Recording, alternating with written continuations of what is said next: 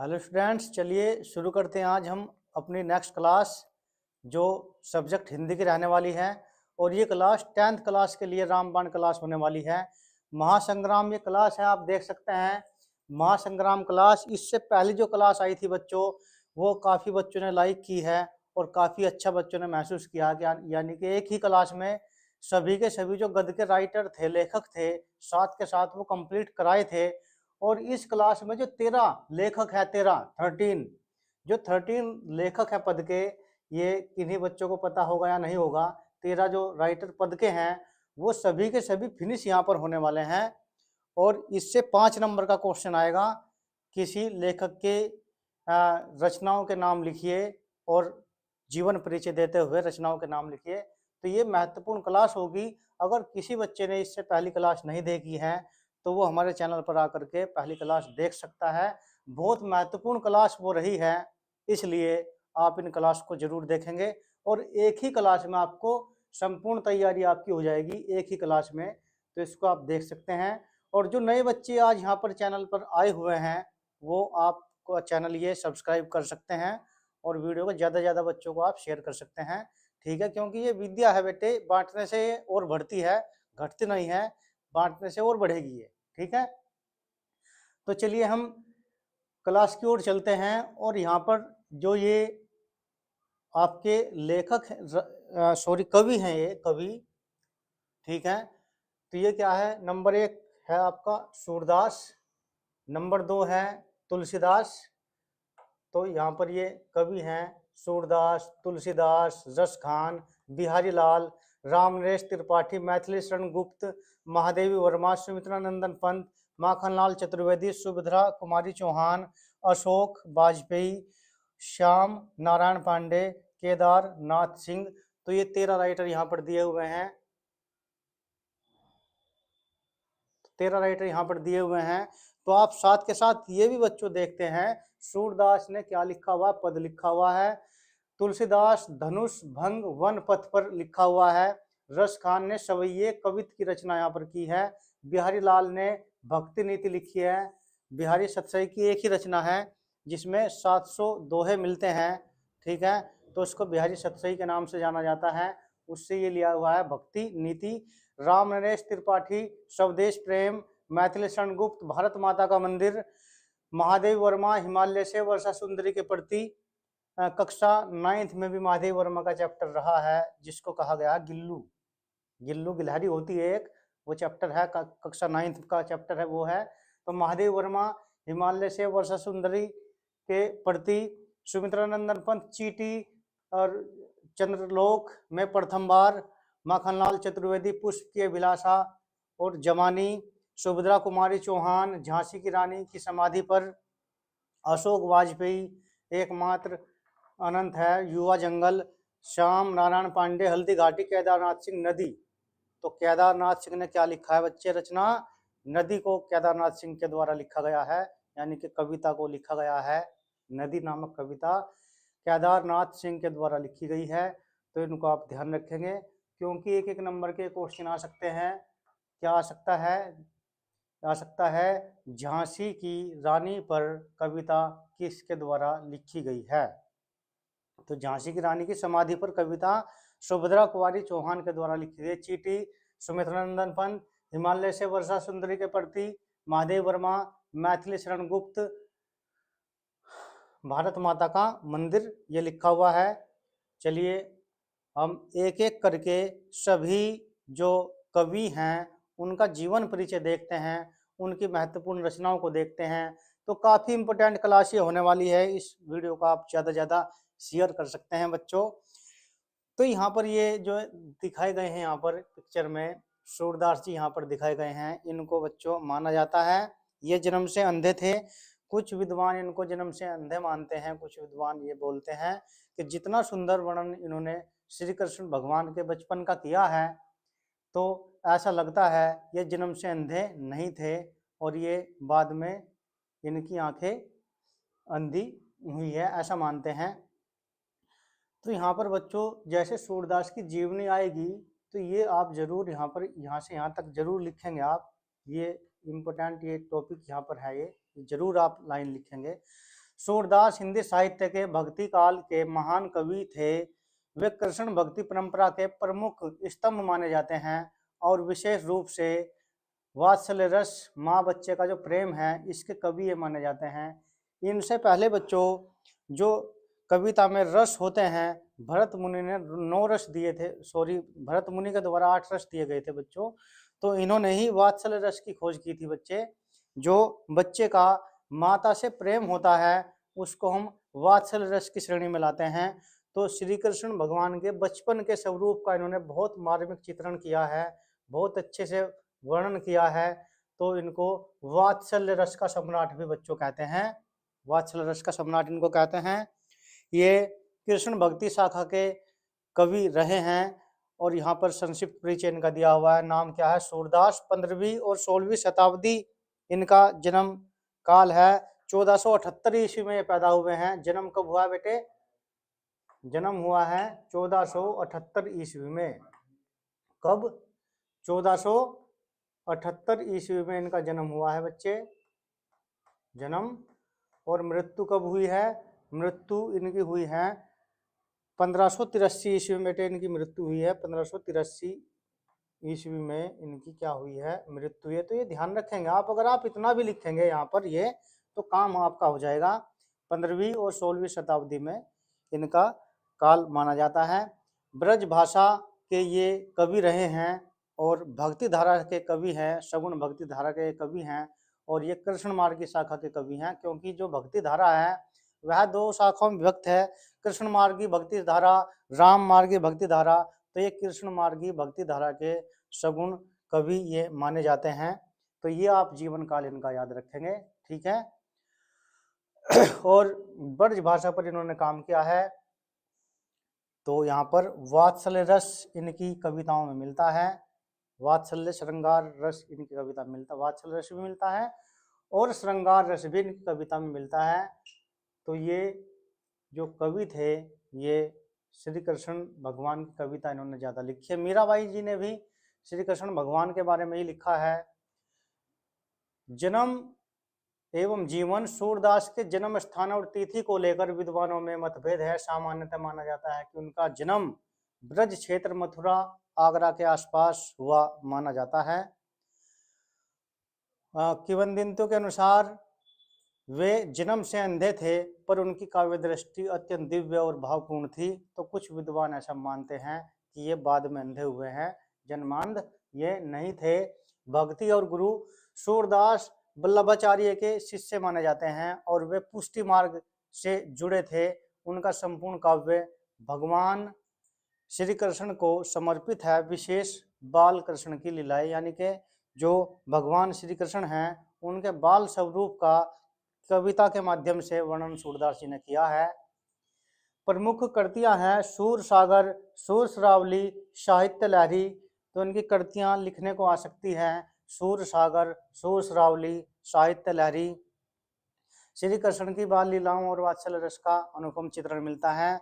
मैया मोरी मैं नहीं माखन खायो जैसे पद सूरदास की लोकप्रियता को दर्शाते हैं, यानी कि ये जो पद है इनके, ये बच्चे बच्चे की ये जुबान पर ये रहते हैं पद।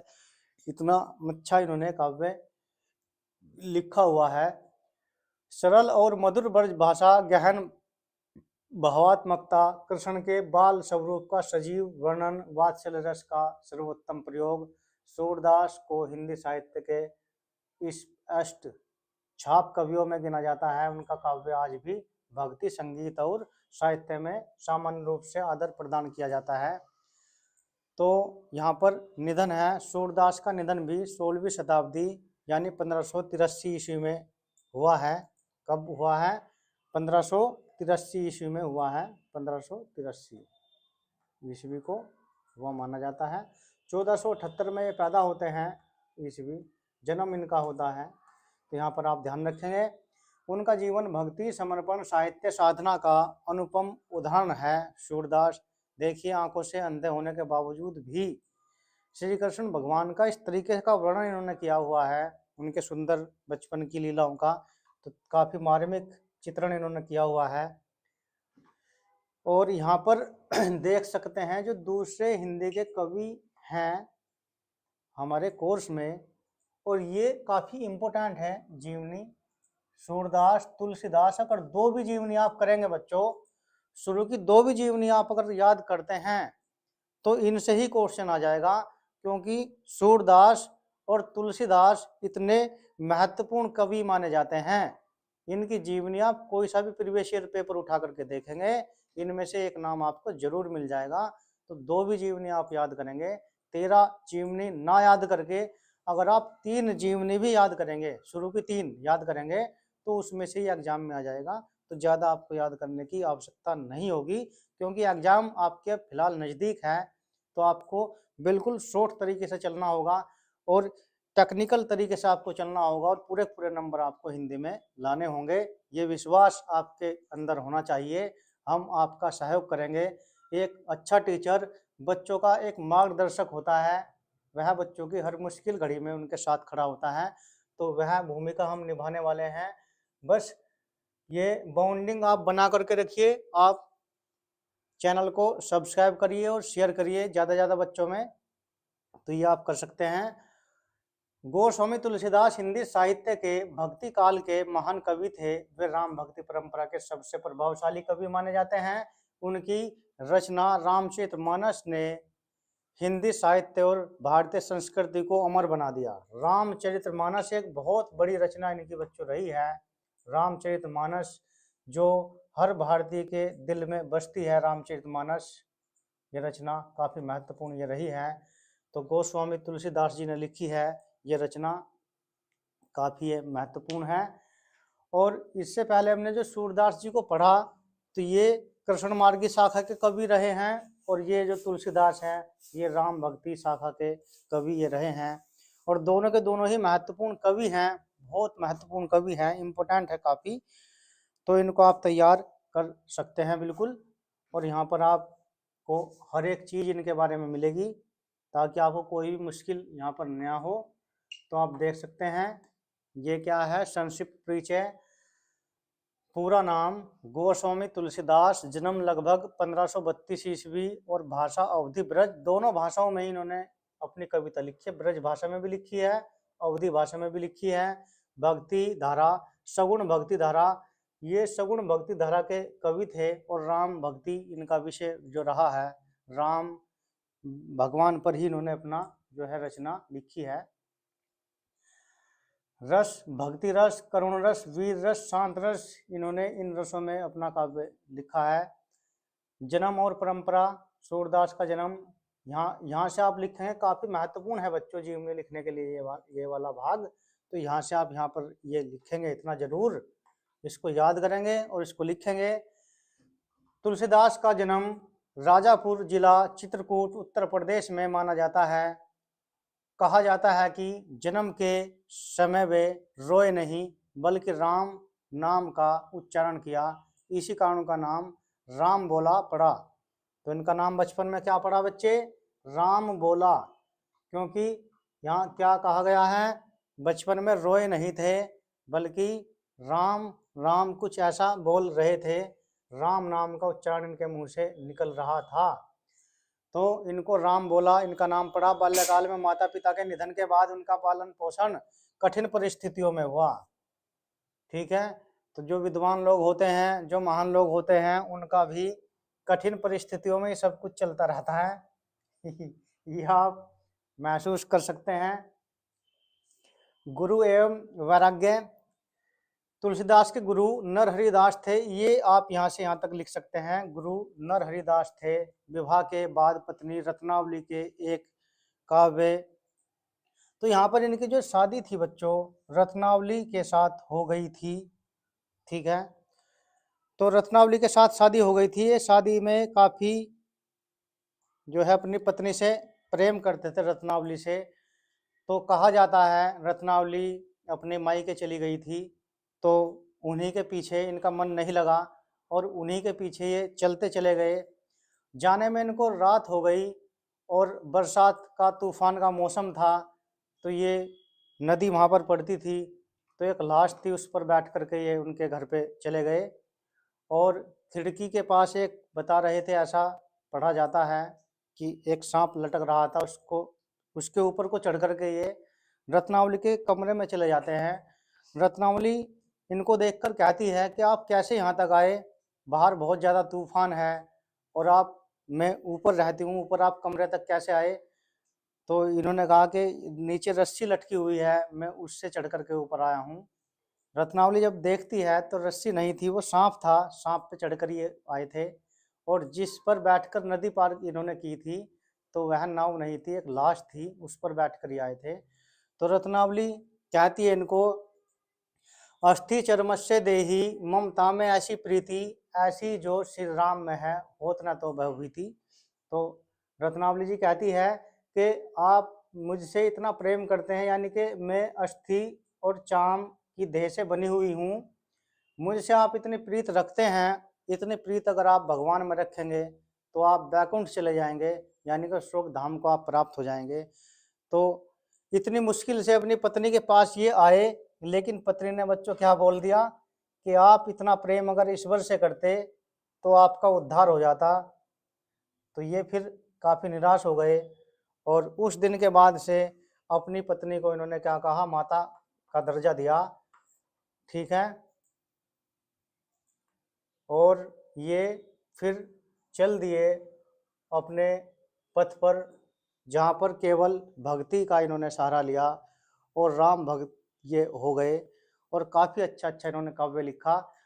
और इन्होंने अपनी पत्नी को कहा, मेरी तिरिया बड़ी चित्रसेन, दिया मुझे ज्ञान गुरु लिया मान, जो मेरी सच्ची माता। और ये कह करके पत्नी को चल दिए।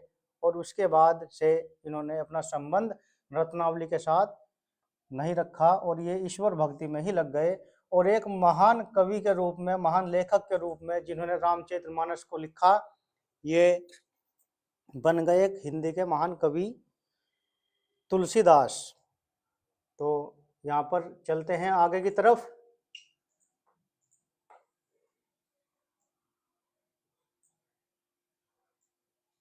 तो यहाँ पर प्रमुख कृतियाँ, बहुत इंपॉर्टेंट कृतियाँ बच्चों इनकी हैं, बिल्कुल आप इनको याद रखेंगे, ये बहुत महत्वपूर्ण कृतियाँ इनकी हैं। रामचरितमानस अवधी भाषा में लिखी हुई है। विनय पत्रिका, कवितावली, गीतावली, दोहावली, हनुमान चालीसा, हनुमान चालीसा। तो काव्य विशेषताएं सरल, ये ज़्यादा लिखने की आवश्यकता इनको नहीं है, ये बिल्कुल आप याद रखें, काफ़ी इंपॉर्टेंट है। दोहा, चौपाई, सोरठा, छंदों का सुंदर इन्होंने प्रयोग किया है। नीति, मर्यादा, मानव मूल्यों के सामान्य वर्णन किया है। राम राज्य की कल्पना इन्होंने की है। महत्व, तुलसीदास ने संस्कृत की राम कथा को जन जन तक पहुंचाया। उनका साहित्य धार्मिक ही नहीं बल्कि सामाजिक और नैतिक मार्गदर्शन भी करता है। तुलसीदास का निधन लगभग 1623 ईस्वी में हुआ, वाराणसी में हुआ माना जाता है। तो 1623 ईस्वी में वाराणसी, काशी वाराणसी में तुलसीदास जी का निधन हुआ। तो ये महान हिंदी के साहित्यकार, पंडित, ये पंचतत्वों में विलीन हो गए। 1623 ईस्वी को इनका क्या हो गया बच्चों, स्वर्गवास हो गया। कहाँ पर हो गया, वाराणसी, वाराणसी में इनका स्वर्गवास हो जाता है। ठीक है, और क्या बता सकते हैं बच्चों, ये कब पैदा हुए थे, 1532 ईस्वी में पैदा हुए थे, 1532 ईस्वी में पैदा हुए थे। ठीक है, तो ये बिल्कुल आप कृतियाँ इनकी याद रखेंगे, क्योंकि जीवन परिचय आएगा और जीवन परिचय के साथ 2 कृतियाँ पूछ ली जाएगी, यानी कि इन्होंने कौन कौन सी पुस्तक लिखी है वो पूछ ली जाएगी। एक पुस्तक अगर आप लिखेंगे एक नाम 1 नंबर मिलेगा, 2 लिखेंगे 2 नंबर मिलेगा। तो रामचरितमानस तुलसीदास की रचना है, विनय पत्रिका तुलसीदास की रचना है, कवितावली, दोहावली, गीतावली, जितनी भी वली है ये सभी की सभी तुलसीदास की रचना है। और हनुमान बाहुक और या हनुमान चालीसानी की रचना है। तो आइए हम बढ़ते हैं अगले कवि की तरफ। जो अगले कवि हैं रसखान, रसखान। तो रसखान कृष्ण भक्ति मार्ग के कवि हैं रसखान। रसखान हिंदी साहित्य के भक्ति काल के प्रसिद्ध कवि है। ये आपको लिखना पड़ेगा कॉपी में बेटे, जब ये जीवनी आपकी रसखान की आएगी।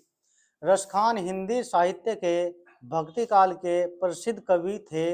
वे कृष्ण भक्ति के अद्भुत कवि माने जाते हैं। विशेष बात यह है कि वे मुस्लिम होते हुए भी श्री कृष्ण के परम भक्त थे। उनका काव्य प्रेम, भक्ति और समर्पण का अनोखा उदाहरण है। इनका काव्य क्या है? ये मुस्लिम होते हुए बेटे श्री कृष्ण भगवान के उपासक रहे हैं और इन्होंने रचना की है श्री कृष्ण भगवान के बारे में। तो जाति बेटे कोई महत्व नहीं रखती, ठीक है। इंसान पैदा होता है तो वह समान रूप से पैदा होता है, जाति के चक्कर में पड़ना नहीं चाहिए। तो ये आप लिखेंगे जरूर, ठीक है। तो यहाँ पर चलते हैं। संक्षिप्त जीवन परिचय।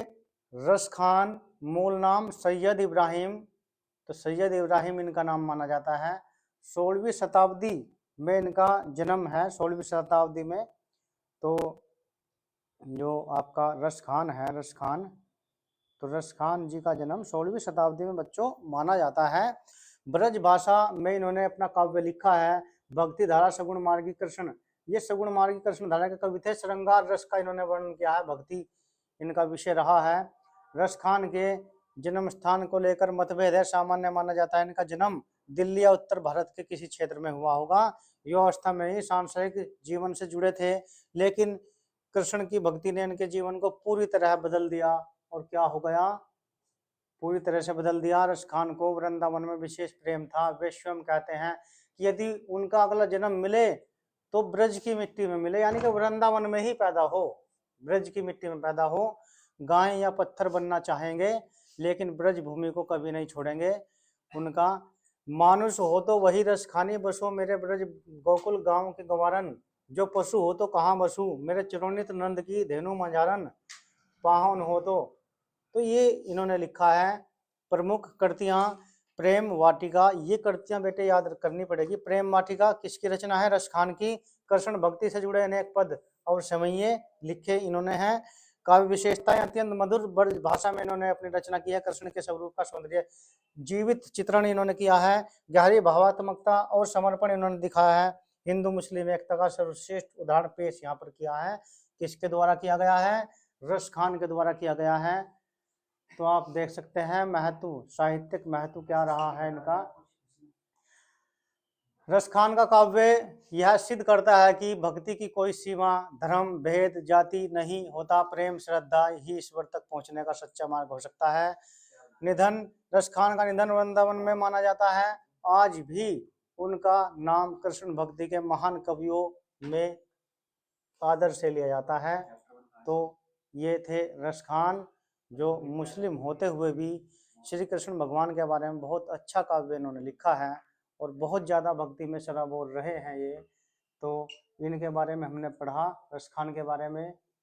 और ये सभी के सभी कभी आपको याद करने की ज़्यादा आवश्यकता नहीं है। अगर शुरू के 3 भी आप करेंगे याद तो उसमें से ही आपका काम बन जाएगा।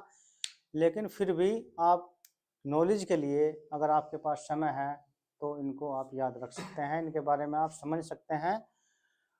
जीवन बिहारी लाल की जीवनी। बिहारी लाल हिंदी साहित्य के रीतिकाल के सर्वश्रेष्ठ कवि माने जाते हैं। वे अपने एकमात्र प्रसिद्ध ग्रंथ बिहारी सतसई के कारण अमर थे। उनके दोहों में श्रृंगार रस, नारी सौंदर्य और प्रेम की सूक्ष्म अभिव्यक्ति मिलती है।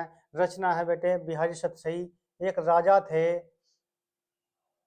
तो जो राजा थे वह अपनी छोटी पत्नी के प्रेम में ज़्यादा आसक्त थे और राजपाट का कार्य ढंग से नहीं देख पा रहे थे। तब बिहारी जी उनको एक दोहा लिख करके देते हैं। नहीं पराग नहीं मधुर मधु, नहीं विकास यही काल, अली कली ही सो विद्यो आगे कौन हवाल। तो राजा उस दोहे को पढ़कर महसूस करते हैं कि हाँ भाई ये सही कह रहे हैं, इतना हमको पत्नी के प्रेम में नहीं डूबना चाहिए, राजपाट भी देखना चाहिए। तब राजा ने बिहारी को बुलाया और इनको सोने की एक मुद्रा दी और कहा कि आप ऐसी ही 100 रचना लिखो और आपको एक रचना पर, एक दोहे पर आपको एक सोने की अशर्फी दी जाएगी। तब बिहारी ने बिहारी सतसई की रचना की। इसमें 700 दोहों का संग्रह मिलता है बेटे। कितना मिलता है? सतसई, सतसई का मतलब 700 यानी 700 दोहे इसमें मिलते हैं बेटे। ये बिहारी की रचना है, प्रसिद्ध एकमात्र रचना बिहारी सतसई। तो यहाँ पर इन्होंने कहा था, नहीं पराग नहीं मधुर मधु, नहीं विकास यही काल, अली कली ही सो विद्या आगे कौन हवाल। तो बिहारी जी का जीवन परिचय हम देख लेते हैं बच्चों। बिहारी लाल और काल रहा है 17वीं शताब्दी ब्रज भाषा धारा, धारा जो रही है आपकी काव्य धारा, और ये रही है। और 1595 से 1663, 1595 से 1663 तक इनका जीवन काल रहा है बिहारी जी का। ये जन्म है, ये ध्यान रखेंगे आप, जन्म, और ये है मृत्यु, इनकी मृत्यु यहाँ पर, ये मृत्यु, ठीक है। काव्य धारा रीतिकाल श्रृंगार संयोग और वियोग, श्रृंगार रस में लिखा है, दोनों में लिखा है, वियोग में श्रृंगार और संयोग श्रृंगार। जन्म बहरलाल का जन्म ग्वालियर मध्य प्रदेश, यहाँ से आप यहाँ तक जरूर लिखेंगे। प्रमुख कृतियां भी आप जरूर लिखेंगे, काफी इंपॉर्टेंट है, लिखना होगा। बिहारी लाल का जन्म ग्वालियर मध्य प्रदेश में माना जाता है।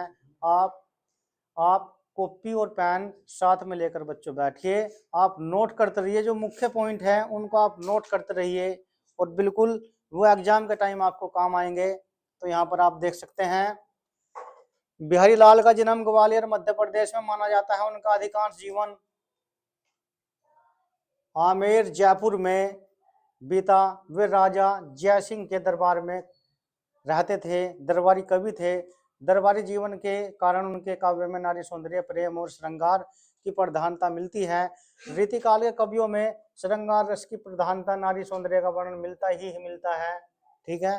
प्रमुख कृतियां हैं बिहारी सतसई, जिसमें 700 दोहे हैं, 700 दोहे, प्रत्येक दोहे में गूढ़ अर्थ छिपा हुआ है, यानी कि बहुत गंभीर रचना इनकी बिहारी जी की है, बिहारी जी की रचना है। और बिहारी कहते हैं गागर में सागर भरने वाला कवि, ये क्या कहा जाता है, गागर में सागर भरने वाली शैली इनकी रही है, यानी कि एक दोहे में इतना गहरा गंभीर अर्थ छिपा होता है जो जीवन को पूरी तरीके से बदल देता है। जैसे राजा जयसिंह के जीवन को बदला था एक दोहे के माध्यम से, तभी जयसिंह ने कहा था कि एक आपको मोहर सोने की मिलेगी एक दोहा लिखने के लिए।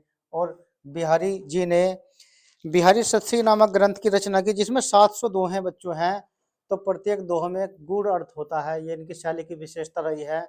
और इन्होंने, ये क्वेश्चन आ सकता है, ऐसा कौन सा कवि है जिनकी एकमात्र रचना लिखकर वे हिंदी जगत में अमर हो गए, तो ये है महाकवि बिहारी।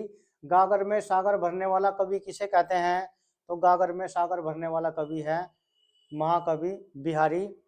सतसैया के दोहरे जो नाविक के तीर, देखन में छोटे लगे घाव करे गंभीर, ये इनकी काव्य की विशेषता रही है। सतसैया के दोहरे जो नाविक के तीर, देखन में छोटे लगे घाव करे गंभीर, यानी कि दोहे लिखे हुए हैं, छोटे देखने में लगते हैं, लेकिन उनका अर्थ एक बहुत ज्यादा बड़ा होता है, बहुत महत्व रखता है इनका अर्थ। तो सतसैया के दोहरे जो नाविक के तीर, देखन में छोटे लगे घाव करे गंभीर, काव्य विशेषता है। इतना ये नहीं लिखने की आवश्यकता आपको रहेगी। साहित्य में महत्व बिहारी लाल के सिद्ध कर दिया है कम शब्दों में महान का, इसमें आप लिख सकते हैं, ठीक है। सर्वोच्च स्थान माना गया हिंदी साहित्य में, दोहा शैली के सम्राट माना जाता है। यहाँ पे आप नोट डाउन करके रखे इसको, दोहा शैली के सम्राट कहा जाता है। किसको, दोहा शैली का सम्राट बिहारी लाल को कहा जाता है। निधन बिहारी लाल का निधन 17वीं शताब्दी के उत्तरार्ध में माना जाता है।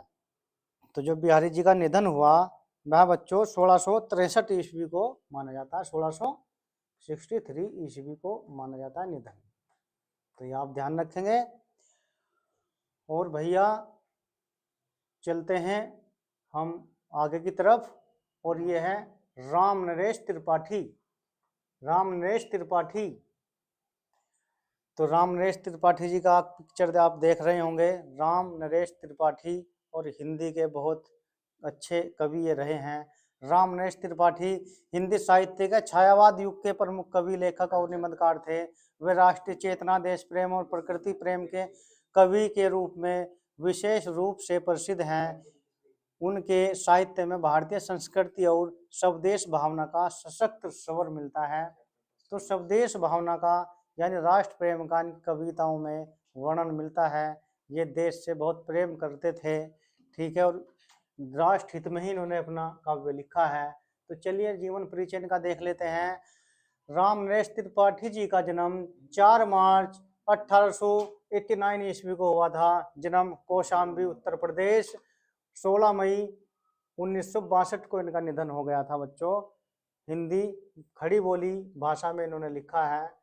जो खड़ी बोली है बिल्कुल साधारण हिंदी होती है। साहित्यिक युग छायावाद से इनका संबंध रहा है। प्रमुख भाव राष्ट्र प्रेम, प्रकृति, मानवतावाद पर इन्होंने अपना काव्य लिखा है। रामनरेश त्रिपाठी का जीवन परिचय क्या है? रामनरेश त्रिपाठी का जीवन साधारणतः संघर्षपूर्ण देशभक्ति से ओतप्रोत रहा। केवल साहित्यकार ही नहीं बल्कि स्वतंत्रता आंदोलन से प्रेरित विचारक भी थे। उनकी रचनाओं में भारत की मिट्टी, किसान, गांव, प्रकृति का जीवन चित्रण मिलता है। क्या मिलता है? इनकी कविताओं में किसान, गांव की मिट्टी, प्रकृति, राष्ट्र प्रेम आदि का चित्रण बच्चों मिलता है। ठीक है, मिलता है चित्रण। तो यहाँ पर ये क्या है, प्रमुख कृतियां काफी इंपोर्टेंट है। किसी भी कवि की कृतियां काफी इंपोर्टेंट होती है। तो इसको देख सकते हैं। काव्य रचनाएं पथिक, स्वरूप, शोपर, कवित, कौमुदी, गीतांजलि हिंदी में, और भारतीय ग्राम जीवन, लोक साहित्य का महत्व, ये पथिक है। पथिक एक रचना पथ के बारे में लिखी हुई है, जो अमिताभ जी के पिताजी थे हरिवंश राय बच्चन, उन्होंने भी एक कविता लिखी है। पूर्व चलने के बटोही, बाट की पहचान कर ले, पुस्तकों में है नहीं छापी गई इसकी कहानी, हाल इसका ज्ञात होता है न औरों की जबानी, अनगिनत राही गए उस राह से उनका पता क्या, पर कहीं पर छोड़ गए हैं अपने पैरों की निशानी, ये निशानी मूक होकर भी बहुत कुछ बोलती, खोल इनका भेद पंथी पंथ का निर्माण कर ले, पूर्व चलने के बटोही, बाट की पहचान कर ले। तो ये कविता जो मैंने अभी आपको पढ़कर सुनाई, ये हरिवंश राय बच्चन ने लिखी थी बच्चों, जो अमिताभ बच्चन के फादर रहे हैं। तो कविता कौमुदी, और ये काव्य विशेषताएं सरल और औजक, खड़ी बोली, देश प्रेम, स्वाधीनता की भावना, प्रकृति सजीवता, यथार्थ चित्रण और जन जीवन से गहरा जुड़ाव इन्होंने दिखाया। क्योंकि किसान के बारे में भी लिखा है, भारत की मिट्टी, खेत खलिहानों के बारे में इन्होंने लिखा है, और देश प्रेम के बारे में इन्होंने लिखा है। तो ये जो हमने आपको बताया इनके बारे में, ये बहुत अच्छा इन्होंने लिखा हुआ यहाँ पर है। साहित्यिक महत्व, रामनरेश त्रिपाठी ने हिंदी कविता को जनमानस से जोड़ा। वे छायावाद के उन कवियों में गिने जाते हैं जिन्होंने कल्पना के साथ यथार्थ और राष्ट्रबोध को संतुलित किया। और उनका निधन 16 मई 1962 को उनका निधन हुआ, लेकिन उनका साहित्य आज भी देशभक्त और सांस्कृतिक चेतना का स्रोत बना हुआ है। यहाँ पर मैथिली शरण गुप्त राष्ट्र कवि ये रहे हैं, मैथिली शरण गुप्त। तो इनका हम जीवन परिचय पढ़ते हैं। मैथिली शरण गुप्त काफ़ी इम्पोर्टेंट जीवनी ये होने वाली है, और एग्जाम में काफ़ी बार पूछ ली गई है। मैथिली शरण गुप्त हिंदी साहित्य के महान कवि तथा राष्ट्र कवि के रूप में विख्यात हैं। वे खड़ी बोली हिंदी को काव्य की प्रतिष्ठित भाषा बनाने वाले प्रमुख कवियों में से गिने जाते हैं। उनके काव्य में राष्ट्रीय चेतना, भारतीय संस्कृति, आदर्शवाद और मानवतावाद का सशक्त स्वर मिलता है। तो ये प्रथम राष्ट्र कवि थे बच्चों। और द्वितीय राष्ट्र कवि किन्हें कहा जाता है, क्या आप कमेंट में बता सकते हैं? तो द्वितीय राष्ट्र कवि रामधारी सिंह दिनकर को कहा जाता है। रामधारी सिंह दिनकर को कहा जाता है। तो यहाँ पर देख सकते हैं, मैथिली शरण गुप्त जी 3 अगस्त 1886 ईस्वी को जन्म इनका हुआ है, और जन्म स्थान है चिरगांव, चिरगांव जिला झांसी उत्तर प्रदेश, जिला झांसी उत्तर प्रदेश। तो झांसी के ये रहने वाले हैं, जहाँ पर झांसी की रानी रही होगी। 12 दिसंबर 1964 को इनका निधन हो गया। खड़ी बोली इनकी भाषा जो रही है, खड़ी बोली यानी हिंदी, हिंदी कह सकते हैं आप, हिंदी, खड़ी बोली हिंदी है। साहित्यिक युग द्विवेदी युग से ये जुड़े हुए रहे हैं, द्विवेदी युग से ये जुड़े हुए हैं। और उपाधि राष्ट्र कवि की उपाधि इनको प्राप्त है, राष्ट्र कवि। जीवन परिचय, मैथिली शरण गुप्त का जीवन साधारण, अनुशासित और राष्ट्र सेवा से प्रेरित रहा है। महात्मा गांधी के विचारों से ये बहुत ज़्यादा प्रभावित थे और उनकी रचनाओं में भारतीय इतिहास, रामायण महाभारत के पात्र, नारी, राष्ट्र, स्वाभिमान का स्पष्ट प्रभाव दिखाई देता है। ठीक है, नारी के सम्मान की कविता इन्होंने लिखी हुई है। ठीक है, और महात्मा गांधी से भी इनका जुड़ाव रहा है और राष्ट्र प्रेम की भावना इनकी कविताओं में कूट कूट कर भरी हुई है। और राष्ट्र कवि का दर्जा इनको प्राप्त है बच्चों, राष्ट्र कवि का दर्जा प्राप्त इनको है। प्रमुख कृतियां हैं भारत भारती, साकेत, यशोधरा, जयद्रथ वध, पंचवटी। काव्यगत विशेषताएं, सरल ओजपूर्ण खड़ी बोली, राष्ट्रीय भावना, सांस्कृतिक गौरव, सम्मान और गरिमा, आशीर्वाद, आदर्शवाद एवं नैतिक मूल्यों की अभिव्यक्ति। हम कौन थे, क्या हो गए और क्या होंगे अभी, आओ विचार करें इन परिस्थितियों पर सभी, विचार करें इन परिस्थितियों पर सभी, आओ विचारे इन परिस्थितियों को सभी।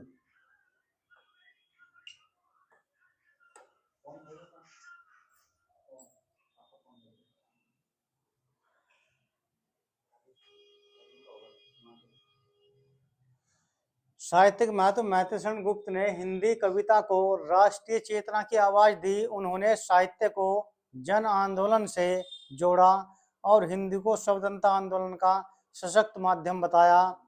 निधन, 12 दिसंबर 1964 को उनका निधन हुआ, लेकिन उनकी रचनाएं आज भी देश प्रेम और नैतिक प्रेरणा से सराबोर है। ये अमर स्रोत कहा जाता है किसका, इनकी रचनाओं का। तो ये थी मैथिली शरण गुप्त जी की जीवनी, जो राष्ट्र कवि थे। आइए हम दूसरी जीवन परिचय देखते हैं, जो एक बड़ा नाम है हिंदी साहित्य जगत के अंदर और इम्पोर्टेंट है, महादेवी वर्मा। क्योंकि यहाँ पर ये महिला लेखक शायद एक या दो ही इसमें है 13 लेखकों में। तो महादेवी वर्मा की जीवनी बहुत इम्पोर्टेंट है बच्चों, एग्जाम में जरूर आ सकती है महादेवी वर्मा। और ये महादेवी वर्मा जी है। तो क्या बच्चों आप जानते हैं महादेवी वर्मा जी की शादी कितनी उम्र में हो गई थी? तो मात्र 8 वर्ष की उम्र में महादेवी वर्मा जी का विवाह हो गया था बच्चों। महादेवी वर्मा हिंदी साहित्य के छायावाद युग की सर्वश्रेष्ठ कवित्री मानी जाती है। उन्हें आधुनिक मीरा कहा जाता है। उनका काव्य विरह माने बिछड़ना, करुणा, शोक, दुख, नारी चेतना, आत्मबोध, मानवीय संवेदना से परिपूर्ण माना जाता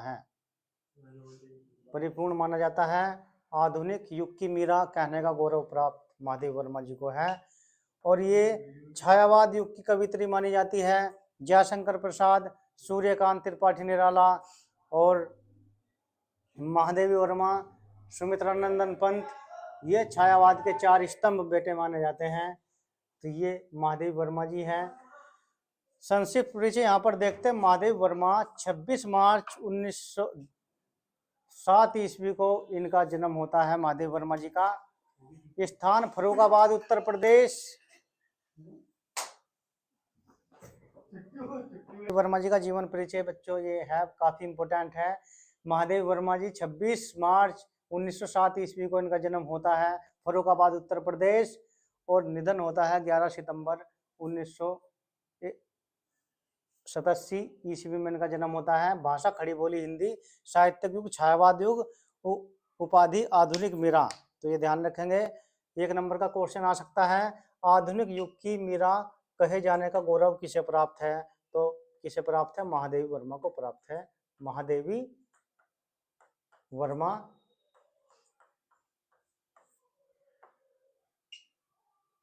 तो स्मृति की रेखाएं इनकी रचना है। महादेव वर्मा का जीवन संवेदनशील, अनुशासित और साहित्य सेवा से समर्पित रहा है। वे शिक्षा और नारी जागरण से गहराई से जुड़ी रही है। प्रयाग महिला विद्यापीठ की प्राचार्य भी रही है। तो जो महादेव वर्मा जी है, प्रयाग महिला विद्यापीठ की प्राचार्य भी रही है। उनका जीवन करुणा, त्याग, आत्मचिंतन का प्रतीक था।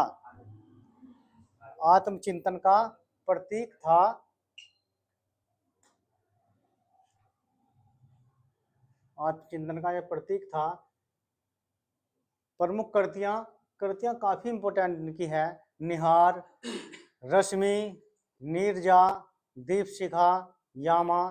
तो यामा पर ज्ञानपीठ पुरस्कार इनको बच्चों प्राप्त हुआ है। ये रचना है इनकी यामा, तो इन पर ज्ञानपीठ पुरस्कार इनको मिला है। और लगभग 1964 को मेरे ध्यान आ रहा है, ऐसा इसमें शायद ये मिला होगा 1964, तो ज्ञानपीठ पुरस्कार इनको मिला है। श्रृंखला की कड़ियां, अतीत के चलचित्र, स्मृति की रेखाएं, मेरा परिवार, गिल्लू। गिल्लू एक छोटा सा जो गिलहरी होती है, तो गिलहरी का भी चैप्टर 9th क्लास में है, तो गिल्लू भी इन्होंने लिखा है। मेरा परिवार, तो मेरा परिवार भी इन्होंने लिखा हुआ है। और ये महादेव वर्मा जी का जीवन परिचय हमने संक्षेप में पढ़ा, क्योंकि काव्यगत विशेषताएं क्या रही है? गहरी विरह वेदना और करुणा, नारी चेतना और आत्मसम्मान, रहस्यवाद और आध्यात्मिकवाद, कोमल संगीत में भाषा और प्रतीकवाद शैली में नीर भरी दुख की बदली। ये प्रसिद्ध पंक्ति इनकी बच्चों रही है, मैं नीर भरी दुख की बदली। सम्मान, महत्व ज्ञानपीठ पुरस्कार यामा के लिए, पद्म भूषण, पद्म विभूषण। महादेव वर्मा ने हिंदी साहित्य को नारी की मौन पीड़ा की वाणी दी और कविता को आत्मा की गहराइयों तक पहुंचाया। यानी कि इन साहित्यकारों ने महिला को इतने ऊपर पहुंचा दिया, आज महिला शायद पुरुषों से ऊपर जा चुकी है। ठीक है, तो किचन में खाना आज पुरुष बना रहे हैं, महिला बाहर कार्य कर रही है, कार्यभार संभाल रही है। तो इन साहित्यकार की देन है ये। तो यहाँ पर क्या है? नारी की मौन पीड़ा को, वाणी को कविता के आत्म गहराइयों तक पहुंचाया। निधन 11 सितंबर 1987 को उनका निधन हुआ, पर उनका साहित्य आज भी संवेदना, करुणा और नारी की वेदना से अमर धरोहर है। तो इनका जो साहित्य है, इसमें जो एक पीड़ा होती है, एक करुणा होती है, तो करुणा इसके अंदर मिलती है इनके काव्यों के अंदर। सुमित्रानंदन पंत जी भी छायावाद युग के महान कवियों में गिने जाते हैं। जैसे मैंने बार बार आपको बताया, जयशंकर प्रसाद, महादेवी वर्मा, सुमित्रानंदन पंत, सूर्यकांत त्रिपाठी निराला, ये सभी के सभी छायावाद के महत्वपूर्ण कवि हैं, जिनको वर्त चतुष्टय के नाम से जाना जाता है। और छायावाद युग में बहुत अच्छी अच्छी कविता इन्होंने लिखी है। माखनलाल चतुर्वेदी भी छायावाद के कवि रहे हैं, जिन्होंने पुष्प की अभिलाषा लिखी है। और पुष्प की अभिलाषा में क्या लिखा है, चलो ये बताएंगे जब जीवनी इनकी आएगी। सुमित्रानंदन पंत हिंदी साहित्य के छायावाद युग के 4 प्रमुख स्तंभों में से एक थे। वे विशेष रूप से प्रकृति सौंदर्य, कोमल भावना और मानवीय संवेदना के कवि माने जाते हैं। इनकी कविता में हिमालय, पहाड़, वन, फूल और ऋतुओं का अत्यंत सजीव चित्रण मिलता है। क्यों मिलता है चित्रण? क्योंकि ये उत्तराखंड के रहने वाले थे, और उत्तराखंड में आप देख सकते हैं वहाँ पर पहाड़ियाँ भी है, और वहाँ पर फूल और ये घाटियाँ भी आपको मिलती हैं। ऋतु में परिवर्तन वहाँ पर होता रहता है, बर्फ पड़ती है, बारिश पड़ती है। ठीक है, तो इस तरीके से इनकी शैलियों में चित्रण मिलते हैं। तो सुमित्रानंदन पंत जी के दर्शन आप कर सकते हैं यहाँ पर। संक्षिप्त परिचय, सुमित्रानंदन पंत 20 मई 1900 जन्म जो हुआ है बच्चों, 20 मई 1900, यानी कि 20/5/1900 को सुमित्रानंदन पंत का जन्म हुआ। जन्म स्थान कौसानी, अल्मोड़ा, उत्तराखंड। और इनके नाम पर एक यूनिवर्सिटी भी यहाँ पर खोल दी गई है बच्चों, उत्तराखंड के अंदर। तो ये निधन 28 दिसंबर 1977 को निधन हुआ है। खड़ी बोली हिंदी इनकी भाषा शैली रही है। छायावाद युग इनका रहा है। और विशेष पहचान प्रकृति के कवि इनको कहा गया है। सुमित्रानंदन पंत को प्रकृति के सुकुमार कवि कहा गया है। क्या कहा गया है? प्रकृति का सुकुमार कवि किसको कहा गया है? सुमित्रानंदन पंत को प्रकृति का सुकुमार कवि कहा गया है। सुमित्रानंदन पंत का बचपन हिमालय की गोद में बीता, जिसका गहरा प्रभाव उनके काव्य पर पड़ा। उनकी प्रारंभिक कविताएं प्रकृति प्रेम सौंदर्य से भरी है, जबकि बाद की रचनाओं में प्रगतिवाद और मानवतावादी विचार देखने को मिलते हैं। ठीक है, तो प्रारंभिक जो रचनाएं थी वे रचनाएं प्रकृति प्रेम और सौंदर्य से भरी हुई थी, लेकिन बाद में प्रगतिवाद और मानवतावाद पर भी इन्होंने अपनी कविता लिखी। तो सुमित्रानंदन पंत को सुकुमार कवि कहा जाता है।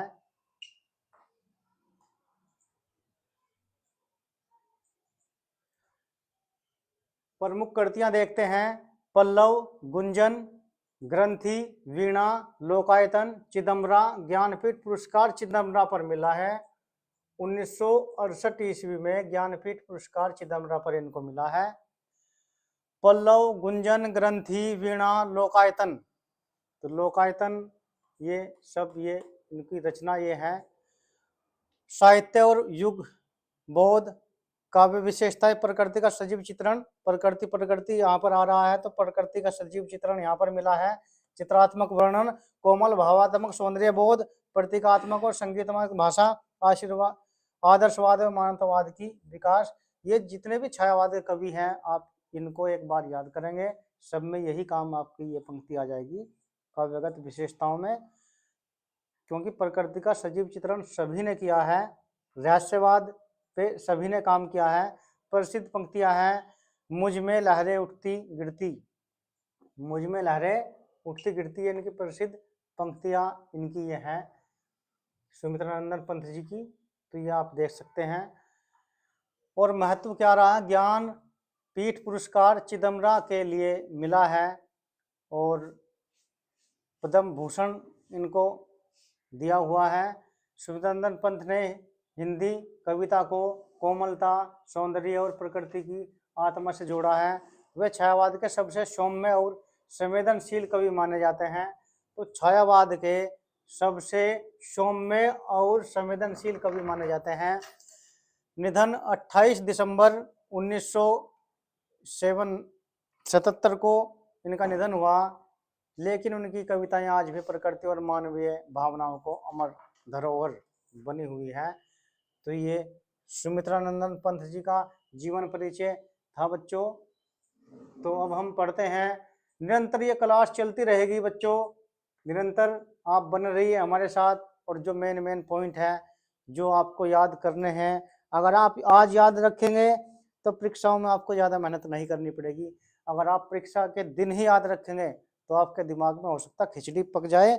किसी का जन्म आप किसी की मृत्यु के टाइम पे लिखे, किसी की करती किसी के उसमें लिखे आप, तो इनको आप प्रॉपर नोट्स बना सकते हैं। आज कॉपी पेन लेकर के आप बैठेंगे, इनको नोट डाउन आप करेंगे, एग्जाम के टाइम आपको ये काम आएंगी चीज़ें और आपका बिल्कुल पेपर सही होगा और नंबर आपके पूरे आएंगे। तो माखनलाल चतुर्वेदी जी की जीवनी है।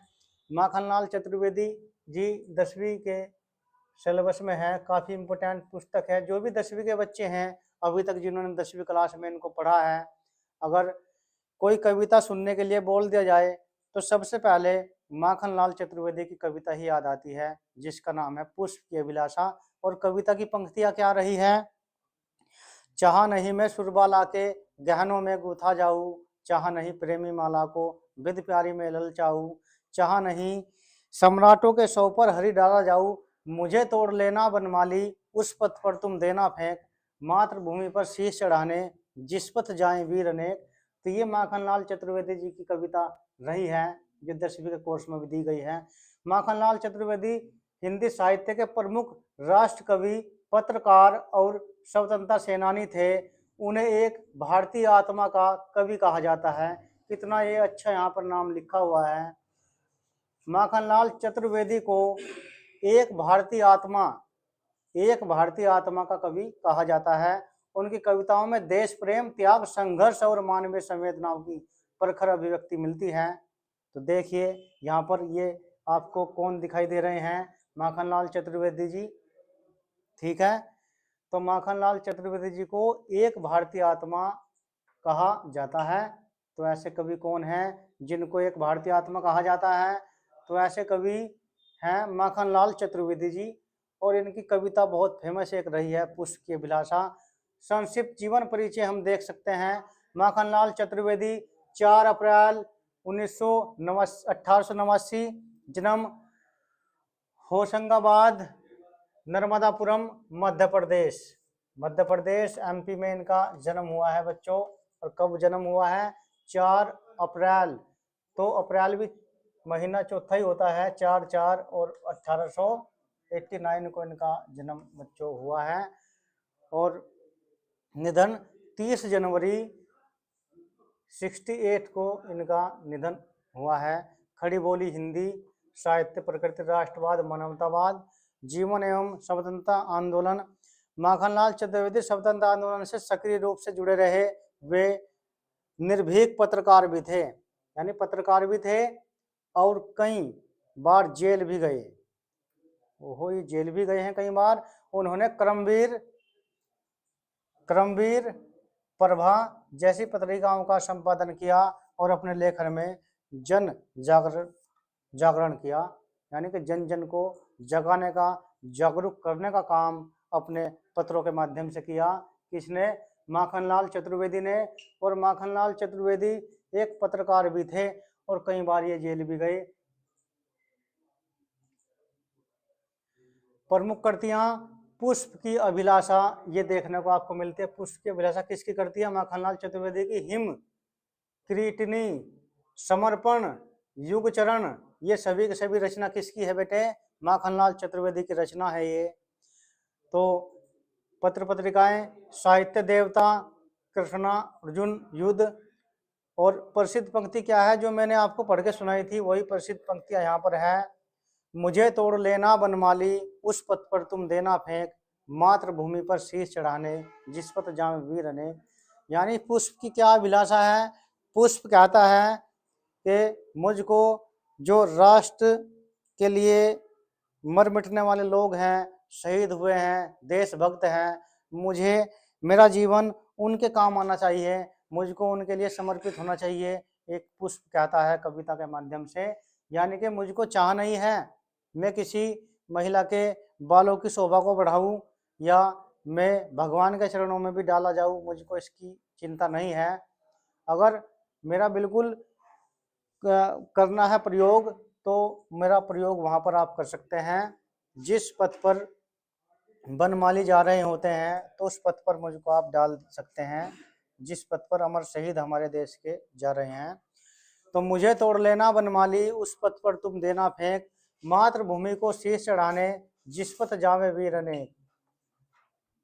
तो ये पुष्प की अभिलाषा है, पुस्तक इन्होंने लिखी है कविता।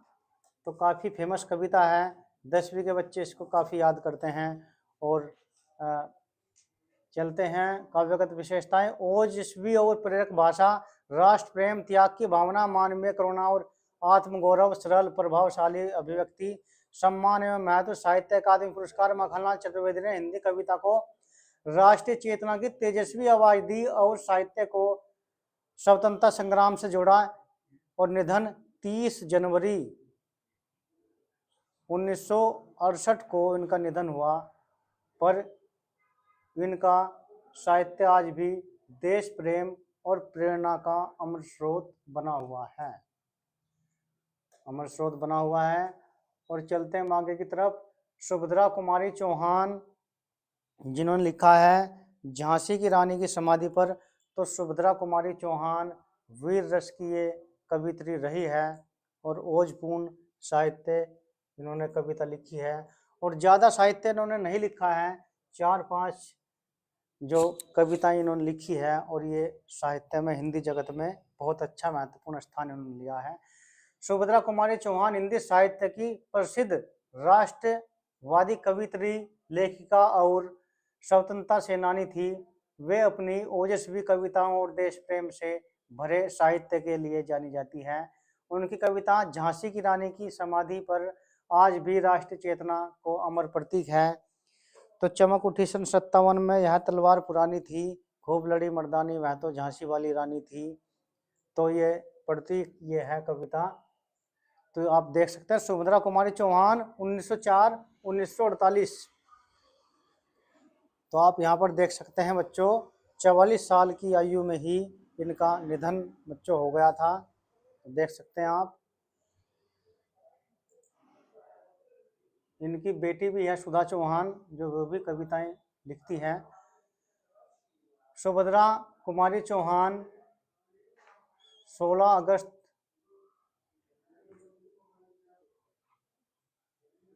यानी कि 16 अगस्त 1904, जिस तरह का काम बच्चों इन्होंने किया है, इनका जन्म ऐसा लगता है 15 अगस्त 1904 को हुआ हो। यानी कि 15 अगस्त को क्या होता है, स्वतंत्रता दिवस होता है। तो 16 अगस्त 1904 को इनका जन्म हुआ। जन्म स्थान निहालपुर, इलाहाबाद, प्रयागराज, उत्तर प्रदेश। निधन 15 फरवरी 1948। खड़ी बोली हिंदी साहित्य प्रवृत्ति राष्ट्रवाद वीर रस नारी चेतना का उद्गम वर्णन इन्होंने यहाँ पर किया है। जीवन एवं स्वतंत्रता आंदोलन। सुभद्रा कुमारी चौहान बचपन से ही देश प्रेम से ओतप्रोत थी। वे महात्मा गांधी के नेतृत्व में चले स्वतंत्रता आंदोलन से सक्रिय रूप से जुड़ी और असहयोग आंदोलन में भाग लेने के कारण जेल भी गई। वे हिंदी साहित्य की उन विरल कवित्रियों में थी जिन्होंने कलम और कर्म दोनों में आज़ादी की लड़ाई लड़ी। तो आप देख सकते हैं बार बार एक नाम बच्चों यहाँ पर महात्मा गांधी आया है। जैसे भौतिक विज्ञान में न्यूटन का नाम आता है, ऐसे यहाँ पर हिंदी साहित्य भी हम पढ़ रहे हैं, तो महात्मा गांधी का नाम बार बार यहाँ पर आ रहा है। तो आप इसको देख सकते हैं। तो क्लास बहुत अच्छे से ये चल रही है। ज़्यादा से ज़्यादा बच्चों को आप शेयर कर सकते हैं। जो बच्चे नए क्लास में हमारे साथ जुड़े हैं, तो आप विश्वास रखें, हम ईमानदारी के साथ काम करेंगे और आपको बहुत अच्छे नंबर हम दिलवाएंगे। और हम चलिए बढ़ते हैं क्लास की तरफ। झांसी की रानी रचना है। झांसी की रानी वीरों का कैसा हो पसंद, मुकुल त्रिधारा गद उन्मादिनी कहानी संग्रह बिखरे मोती। तो बिखरे मोती जो रचना है, गद रचना, ये है किसकी, सुभद्रा कुमारी चौहान। बिखरे मोती सुभद्रा कुमारी चौहान। प्रसिद्ध पंक्तियाँ क्या है जो सभी बच्चे सुनने में अच्छा महसूस करते हैं और सभी इनको गाते हैं। स्वतंत्रता जो भी आपके प्रोग्राम होते हैं 26 जनवरी 15 अगस्त, इनमें ये कविताएं खूब स्कूलों में गाई जाती है। चमक उठी सन 57 में, वह तलवार पुरानी थी, खूब लड़ी मर्दानी, वह तो झांसी वाली रानी थी। बुंदेले हर बोलों के मुंह, हमने सुनी कहानी थी, खूब लड़ी मर्दानी, वह तो झांसी वाली रानी थी। तो बहुत अच्छी कविता इन्होंने लिखी है, बहुत फेमस कविता है। कम ही साहित्य लिख पाई हैं, और लेकिन जो भी कुछ लिखा है बहुत अच्छे तरीके से लिखा है। काव्य विशेषताएं ओजस्वी और सरल भाषा, प्रखर वीर रस और राष्ट्र प्रेम, नारी शक्ति और साहस का उद्घोष, जन साधारण से सीधा संवाद, साहित्यिक महत्व। सुभद्रा कुमारी चौहान ने हिंदी कविता को जन आंदोलन की आवाज दी। साहित्य बच्चों युवाओं के लिए, आम जनता सबके लिए प्रेरणा स्रोत बना हुआ है। नारी सशक्तिकरण का अगर दूत माना जाता है, नारी सशक्तिकरण का अगर दूत माना जाता है किसको, सुभद्रा कुमारी चौहान की कविताओं को माना जाता है। और निधन 15 फरवरी, देखिए वहां पर 16 जनवरी था और यहाँ पर कितना है, वहां पर था 16 अगस्त और यहाँ पर था 15 फरवरी। और 1948 को एक सड़क दुर्घटना में उनका निधन हुआ, लेकिन उनका साहित्य आज भी देश भक्ति और साहस का अमर संदेश देता है। तो मात्र 44 उम्र की एज में ही सुभद्रा कुमारी चौहान हम सबको छोड़ करके और चली गई है, लेकिन हमारे लिए कुछ ऐसा साहित्य छोड़ दिया गया है जो हमारे लिए प्रेरणा स्रोत बना हुआ है। और ये हमको एक चलते हैं नेक्स्ट जीवनी की तरफ, जो है अशोक वाजपेयी की जीवनी। तो अशोक वाजपेयी की जीवनी ये है। तो एक ही वीडियो में खत्म करेंगे बेटा पूरी की पूरी जीवनी। ये 13 ये कवि रहे हैं और हम लगभग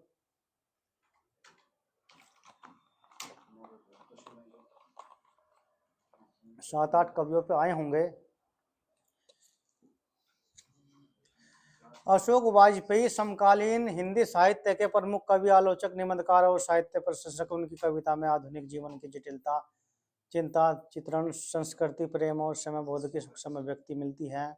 तो जी बिल्कुल, बार बार मैं यही बच्चों कह रहा हूँ, अगर आप शुरू के 3 कवि भी याद रखेंगे तो आपका काम परीक्षाओं में हो जाएगा। लेकिन फिर भी हम एक बार पढ़ते हैं सब कुछ। अशोक वाजपेयी 16 जनवरी 1941, स्थान दुर्ग छत्तीसगढ़, हिंदी साहित्य परिवर्तन, आधुनिक, आत्मबोध, संवेदनशीलता। जीवन परिचय यहाँ पर आपको लिखना होगा, जीवन परिचय क्या रहा है। अशोक वाजपेयी ने शिक्षा, प्रशासन और साहित्य तीनों क्षेत्रों में महत्वपूर्ण योगदान दिया है। वे लंबे समय तक प्रशासनिक भारतीय प्रशासनिक सेवा में आईएएस बच्चों रहे हैं और संस्कृति के क्षेत्र में उल्लेखनीय कार्य इन्होंने किया है। वे भारत भवन भोपाल को एक अंतर्राष्ट्रीय स्तर के सांस्कृतिक केंद्र के रूप में स्थापित करने में महत्वपूर्ण भूमिका इन्होंने निभाई है। तो भारत भवन भोपाल एक महत्वपूर्ण भूमिका इन्होंने निभाई है। तो यहाँ पर चलते हैं, इनकी कुछ काव्यगत विशेषताएं और कृतियां इनकी हैं। बहुत पहले से, कुछ समय पहले, कहीं नहीं, वहीं, शब्द, अब। देखिए कैसी रचना इन्होंने की है यहाँ पर। ये प्रमुख कृतियां, बहुत पहले से, कुछ समय पहले, कहीं नहीं, वहीं, शब्द, अब। गद आलोचना, कविता के 3 दरवाजे। कविता के 3 दरवाजे किसकी रचना है? आलोचना की भाषा, काव्य विशेषताएं, आत्ममंथन और बौद्धिक गहराई, समकालीन यथार्थ का संवेदनशील चित्रण, सदी हुई संयत और अर्थ समृद्ध भाषा, स्मृति, समय और अस्तित्व के प्रश्न। तो ये इनकी रचना रही है। महत्व साहित्य अकादमी पुरस्कार, पद्मश्री पुरस्कार इनको मिला हुआ है। अशोक वाजपेयी ने हिंदी कविता को आधुनिक संवेदना और वैचारिक दृश्य दिया है और इनके साहित्य के विचार विमर्श का केंद्र रहा है। और नेक्स्ट तरफ चलते हैं, जीवनी की तरफ, जो है श्याम नारायण पांडे की जीवनी। श्याम नारायण पांडे की जीवनी देख सकते हैं। श्याम नारायण पांडे हिंदी साहित्य के प्रमुख राष्ट्रवादी कवि माने जाते हैं। वह विशेष रूप से वीर रस, देशभक्ति और ऐतिहासिक चेतना के कवि हैं। उनकी कविताओं में स्वतंत्रता संग्राम, बलिदान और राष्ट्रीय गौरव के प्रखर उदाहरण मिलते हैं। ये सभी के सभी कवि वीर रस के हैं, क्योंकि 10वीं वाले बच्चों को वीर रस ही ज़्यादातर भाता है और ये ऐसे ही कार्य करते हैं जो इस एज के बच्चे होते हैं। ये श्याम नारायण पांडे 20वीं शताब्दी खड़ी बोली हिंदी राष्ट्रवादी काव्य वीर रस। श्याम नारायण पांडे का जीवन परिचय चेतना से जुड़ा हुआ है, जैसे कि हम ऊपर पढ़ चुके हैं। प्रमुख कृत्य क्या है? झांसी की रानी, महाकाव्यात्मक कृति, अन्य वीर रस और राष्ट्र प्रेम ओतप्रोत कविताएं उनकी रचनाएं, रानी लक्ष्मीबाई जैसे वीर ओजस्वी चित्रण आदि यहाँ पर देखने को मिलता है। ओजपूर्ण और प्रभावशाली भाषा, वीर रस की सशक्त अभिव्यक्ति, ऐतिहासिक विषयों पर काव्यात्मक रूप, सरल जन संवादी शैली। साहित्यिक महत्व, श्याम नारायण पांडे ने हिंदी कविता को रणभेरी का स्वर दिया। उनकी काव्यगत देश प्रेम, साहस और आत्मगौरव का संचार करती है। विद्यालयी पाठ्यक्रमों में भी उनकी रचनाएं लंबे समय से पढ़ाई जा रही है। उनका निधन 20वीं सदी में हुआ। भले ही वे आज हमारे बीच नहीं है, लेकिन उनका काव्य आज भी राष्ट्रीय चेतना को जागृत कर रहा है और हमारा मार्गदर्शन कर रहा है। केदारनाथ सिंह को आप देख सकते हैं। केदारनाथ सिंह है। केदारनाथ सिंह की हिंदी साहित्य के प्रमुख आधुनिक कवि, आलोचक, शिक्षाविद थे। उनकी कविता भाषा, स्थान, स्मृति और साधारण मनुष्य के अद्भुत को असाधारण गहराई से अभिव्यक्त करती है। वे नई कविता आंदोलन के महत्वपूर्ण कवियों में गिने जाते हैं। तो जो नई कविता है, नई कविता आंदोलन के प्रमुख कवियों में ये केदारनाथ सिंह गिने जाते हैं।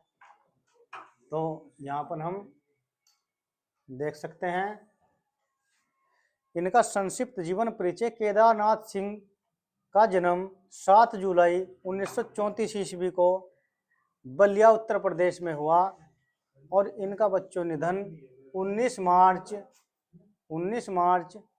2017 को हुआ।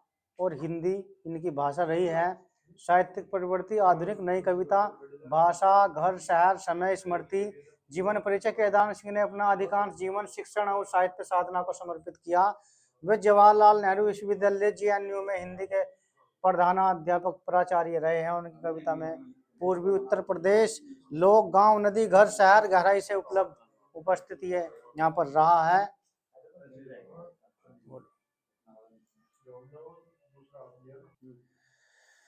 तो बच्चों केदारनाथ सिंह यहाँ पर 7 जुलाई 1934, ये ध्यान आप रखेंगे, तो ध्यान रखेंगे बच्चों। और ये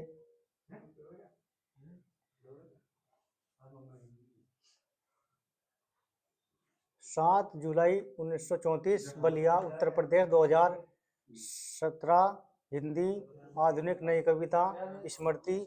जीवन पर केदार सिंह ने अपना अधिकांश जीवन शिक्षण साहित्य को लिए दिया। JNU के प्रधानाध्यापक बच्चों रहे हैं और इस पर इन्होंने काम किया है। और ये बच्चों विशेषता रही है, अकाल में सारस जमीन पक रही है, यहाँ से देखो बाग, लालस्य और साइकिल, मेरे समय के शब्द, सीधी और अर्थ गहन बातें, यह जो घर है यह केवल ईंटों का नहीं।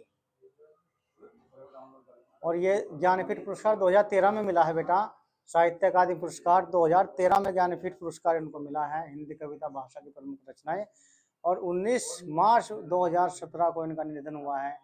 इनकी कविताएं आधुनिकता की ओर लेकर के जाती है। और ये बच्चों हमने जो 13 के 13 कवि थे एक ही वीडियो में कंप्लीट किए हैं। और फिर मैं एक बात कहूँगा, अगर आप शुरू के 3 भी लेखकों को कवियों को आप बिल्कुल अच्छे तरीके से तैयार करेंगे इस वीडियो को देख करके, तो आपका काम हो जाएगा। तो बच्चों वीडियो देखने के लिए आपका बहुत बहुत धन्यवाद। और चैनल को सब्सक्राइब कर सकते हैं, आप शेयर कर सकते हैं बेटे, यहाँ पर भी आप देख सकते हैं। वीडियो देखने में बहुत बहुत धन्यवाद।